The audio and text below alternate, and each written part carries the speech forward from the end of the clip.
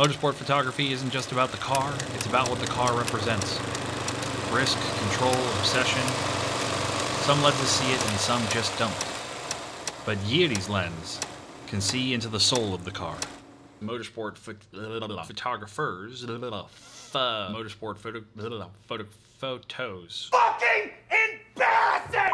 Hello, and welcome back. This is episode 7 of a series where I celebrate and share all of the motorsport photos that have inspired me, as well as the photographers who are behind the camera taking those photos for you guys. Well, maybe not for you guys, more so for their clients, but some were for you guys. Now, there's plenty of motorsport photographers out there who are fantastic at chasing speed, but there's a few that chase the atmosphere. And today's spotlight, Yiddi Simecek, does both. Here's his profile, and if you notice from his handle on Instagram, he was kind enough to remove all of the vowels, so JRSMCK. And I had to look up how to pronounce his name, because I've never seen his name. I'm sorry, Yiddi. I didn't know. But I Googled, and I did it right, because I didn't want to say Jiri.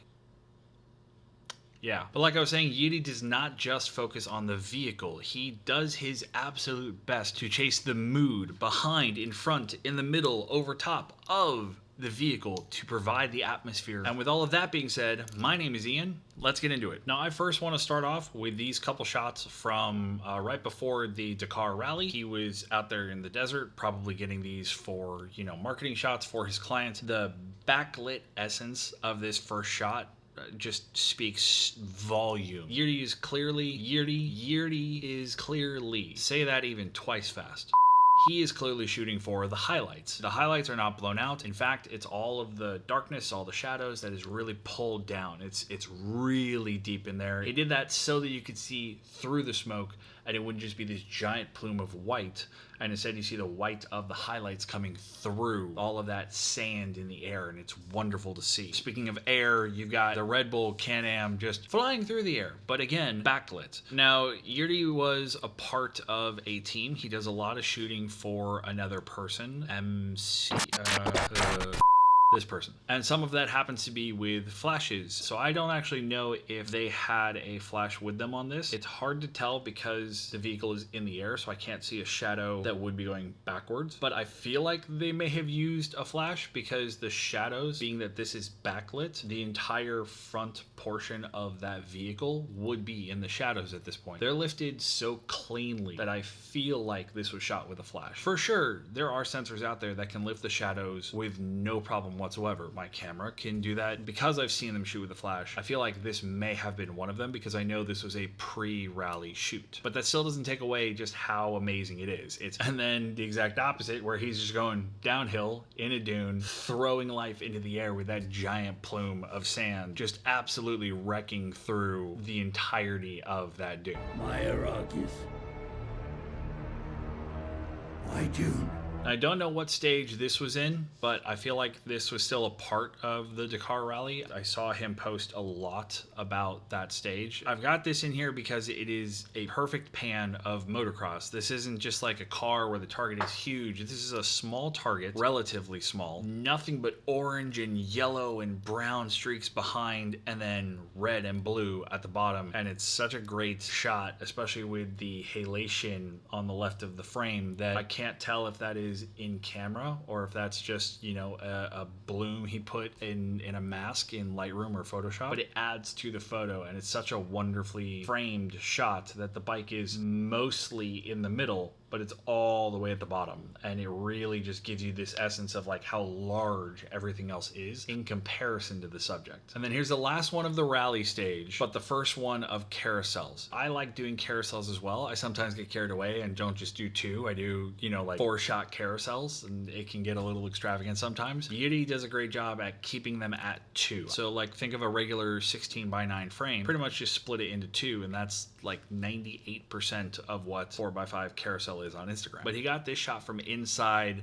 of another car at the rally stage. You can see the steering wheel, you can see the shadow. He's even in the back seat, he's not in the front. And the choice to be in the back added so much depth to this because you've got 4 layers before you even get past the windshield. It's fantastic. And then you're past it and you see the glints in the windshield, which add to the texture of everything you're looking into. And the choice to keep all of those imperfections in the windshield was just, it adds that extra layer of liveliness. It adds that atmosphere that like, oh, this might be a camera car, but it is in no way is it clean. Like, we get dirty even in the camera car. But yeah, I do love this shot for a lot of reasons. The depth is one, the framing is another, how long that trail goes behind that rally vehicle is another reason. Like, I feel like the lens was probably around a 16 to 20. The only reason I don't think it's further than 16 is because there isn't much lens distortion, even at the edges. Clearly some type of roll cage at the bottom that shapes into the back seat. That cage is not bowed.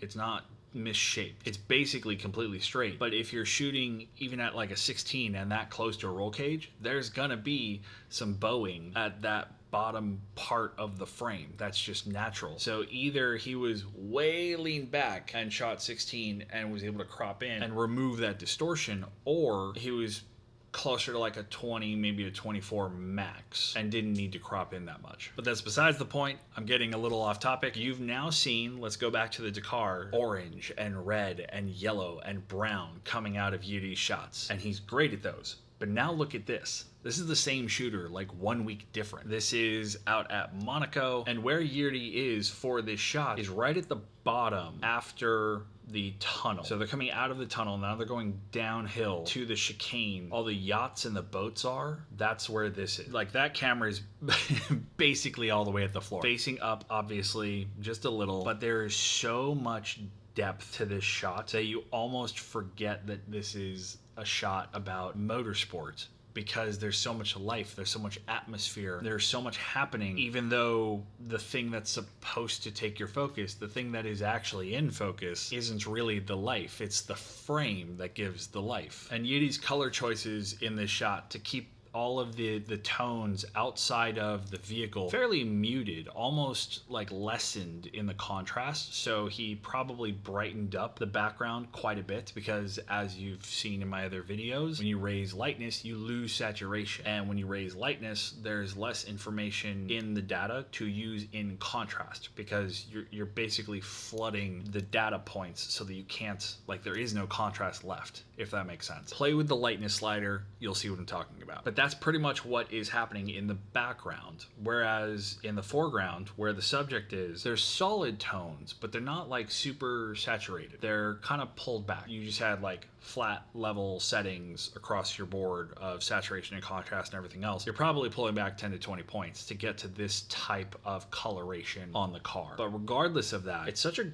great shot, and contrasting to the Dakar shots. Like, you would think that this is a different photographer, but it's the same guy 1 week apart pretty much. And then we'll go back to another rally. This is, I believe, in Macedonia. It's just another perfect example. You've got super blurry foreground way at the bottom that you almost don't even realize is there until you actually look at the whole photo and not just the teeny tiny car in frame. Trail, rock, a little mound, and then you get into the actual trail, the vehicle, greenery, the hill, trees, hills and hills and hills, and then valley, and then maybe a lake down there, and then more mountains and more ups and downs, and then clouds over it. The amount of life in this carousel, in the photo as a whole, is astounding. I would be absolutely fucking nuts if I did not have this to be inspired by. In my opinion, this is an example of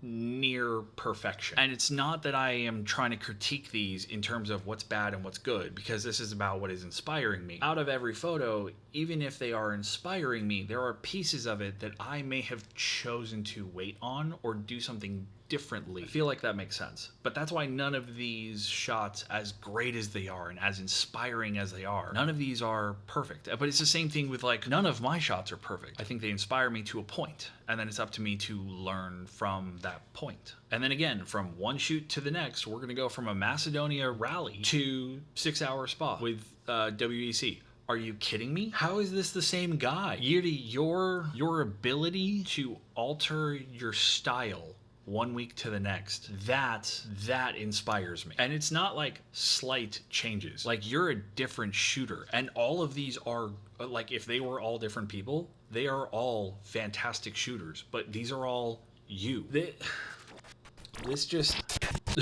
I need to move on, or I'm gonna get even further down a rabbit hole of wordless. Now, this was also at Spa, same round, I believe. How Yiddi achieved this shot was a slow shutter, so I'm gonna let you know this. That car started from the stop position at the pit location. That's how this was achieved. So from there, the movement went. And the reason that I can say that this was done in camera, like, internally, and not an effect given to the car afterwards, is because if you zoom in, look at the people. All of the people have movement as well, but none of their movements are in the same direction or the same length of trail, because people all move at different paces and no one's moving at the same pace or the direction of the car. That is how I know that this was done in the camera, internally. Now, because of how fast these cars are able to take off, but it is still, the pit, so there are limitations, I believe that your bracket was somewhere between a 5th and a 15th of a second to achieve this shot. Please correct me if I'm wrong, but yeah, for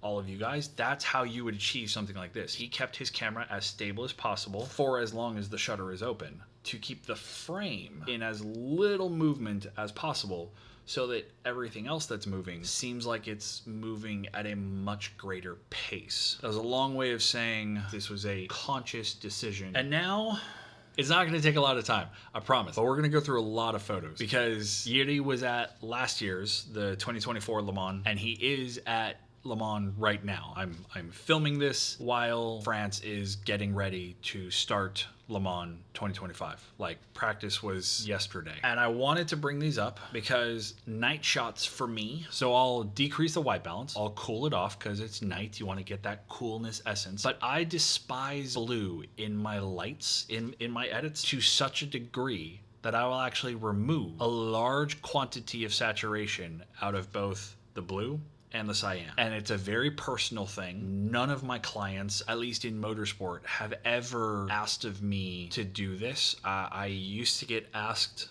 to do this for a couple clients in commercial automotive, and yet every time I see shots like this, it's blue and cyan and magenta and just so much color, so much atmosphere. I don't know why I continue to remove these hues for night shots. These shots are so good and so colorful and so lively and atmospheric, and I'm running out of adjectives to give these things. They're just so amazingly done. But then it's not just about the car. It's about everything else in the frame. It's about the water coming down, the halation in the lights because they're backlighting, the brakes heating up, and the fluid coming off the track as well as down from the sky, and the clouds behind, and the haze from just the sheer coldness, the drasticness of the change in temperatures from hot tires coming around a track to the cold air, and it's causing massive amounts of things to happen in the air in front of the light, and the light captures all of it, and all of this is happening like at once. And yet it's not just about the cars. Look at these pit shots. These are phenomenal. One, yes, it's super wide. It's probably a 16, maybe even wider, maybe like somewhere between like a 16 and 12, and just remove the distortion in Lightroom. You can do that very easily. It's so awesome. It gives this sense of like farness, when in reality they're probably only 2 feet away from each other. You see how that happens? My hand looks huge in comparison to my face now. I'm at a 28, nowhere near as drastic as this. So this has to be at least a 16. The life of the pit crew and the hoses and the tires, you can hear this environment. Jacks lifting up the cars, the lights overhead, making sure that the pit crews can see everything that they're doing. And then you start looking at the details of everything that these guys are holding, and how the reflections and the highlights around all of the metal pieces and the rings, the hoses, and highlights off the floor from their multi-shadows from how many lights are coming in. And it's just, there's so much happening. Such a sense of movement when it's no longer about the car moving, but everyone else working to get the car back to moving. That's the life in a frame like that. There was one shot from already this 25 Le Mans that he shared in his stories, and that's this one. Now, I took a snapshot of this from the stories, so I'm sorry if, the quality here is not fantastic because I could only take a snapshot. I couldn't actually download the shot like everything else. I have this here because, at least in Formula Drift, I am one of maybe 2 others of photographers across the series as a whole, consistently, at least like 10 shots, and doesn't sound like a lot, but will be what's known as selectively saturated. So I mask out what I want to keep saturated, I reverse the mask, and I desaturate everything else to varying degrees of difficulty and amount of steps, but that is in essence what I do. And this looks like a selective desaturated photo. There is only one other color if you zoom in, and that's right here on like the goggle strap. That's it. It's that like blue and just a touch of red right there. And I love these kinds of shots, but it's not that they're artistic shots. We just take artistic license to, make the edit better, because every shot starts to look the same when you edit for the same client and for the same output. So you have to find a way to make something new and something visually pleasing while not foregoing what you're getting paid for. And something like this can do that. All of my clients so far that I've ever done selective desaturation on have loved them. They obviously don't ask, hey, can you do that for all of them? Because that would take way too much time. I throw in shots like this every now and again. I'm one of the very few people in the Formula Drift series that does that. And I kind of wish that Yiddi had included this in the post, because something like this, at least also in, WEC, in hypercar and large scale racing, you don't see very often of like selective desaturation, and I love it. It really reinvigorates my desire to do more edits like this, because especially when you're going into the goggles, because those are usually reflective nowadays and they're usually like super vibrantly colored. That's such a wonderful choice to have that be the only thing saturated, because it was already going to be the thing that you look at, but now it's going to be the thing that you stare at because of that choice. But let's go back to the 24 Le Mans for a second, because he put together this reel where he's showing that he was shooting a lot of different things on his medium format film camera. So I love his choice to use higher rates of speed of film. He may even be going into like the 800s and 1600s of ISO, because on some of these shots there's plenty of grain. It's definitely on more of the underexposed ones that you see it, but you see it, and it adds so much atmosphere. And while film is great, I need everyone who sees this to keep something in mind. Just because you have taken a photo in film instead of digital does not make that photo a good photo. Sorry to burst that bubble. Actually, you know what? I'm really not sorry. Someone needs to say it. A good photo is a good photo, regardless of digital or film. If it's a shit photo, it doesn't matter if you shot it on film. It's a shit photo. Get over it and learn. But that is Yiddi. Simecek. Yiddi Simecek. He is balanced in chaos and clearly shoots for story first. If his photos have taught me anything, it's that you can go from one style to the next week in and week out, as long as you know what you're doing. But those take practice. His shots looked like 4 different photographers from one week to the next. And seeing shit like that really just drives me to get better at my craft, because while I have worked so hard to perfect one style, I stopped working on another one, but it's still there. And I know as soon as I can get to a point in this one over here, I can see how others are doing it as well, that they're able to shift to this other mindset. I don't know about easily, but quickly. So if you like today's video on Yiddi, hit that like button and subscribe while you're down there. It does actually help. And if you did not like today's video, too bad, so sad. Go watch something else. If you guys have any photos or photographers that you follow or that have inspired you, then please drop me a line. My email is down below in the description in every video. Give me the details. I would love to share with the public if it has inspired me as well. I'd just love to know the story. And while you're down there, go check out Yiddi Simecek's Instagram. That was a hard thing to say, even reading it in my mind. Go check out his Instagram, go do a deep dive. His stuff is fantastic. And look at his team as well that he constantly shoots with. That's all I got for you guys today on episode 7. Join me next week as we go into episode 8, and you will find out who it is next week. See you there.